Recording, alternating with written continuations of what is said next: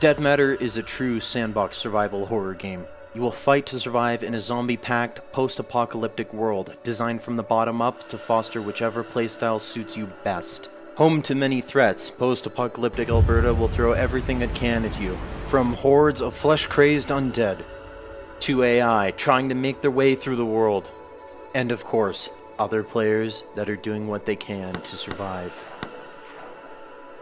Though above all else, mistakes are killer. Plan accordingly.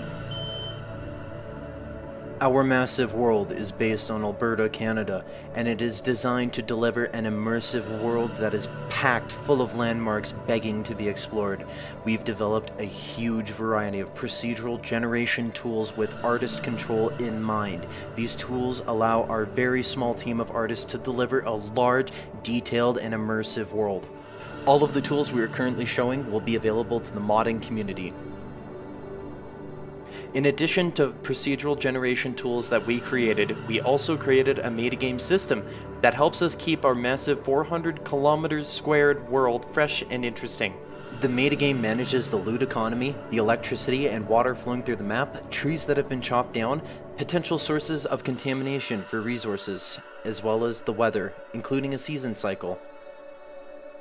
AI and zombie movement are also tracked via the metagame and can trigger events, especially if there's a large group or horde present. These events can be interacted with and will result in potential rewards or penalties depending on your actions. Our largest design goal is replayability. Experienced players, especially those that enjoy the PvE and cooperative elements of our game, will find every session to be different from the last. This is important because we want to play our game too.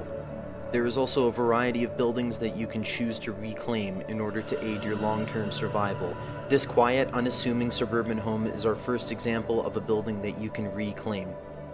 That, yes, you can move furniture around, you can place lights, lanterns, generators, anything, even barricade your own windows the way that you want. It is your house. Though, no matter where you decide to stay, you'll be responsible for getting the power back up, getting some water barrels, as well as maybe setting up some furniture. Another option to choose from is a loot-filled industrial warehouse. This is for players that like to customize their gear, as well as build things. If you're more of a fan of driving things, then the gas station and auto repair shop is more for you.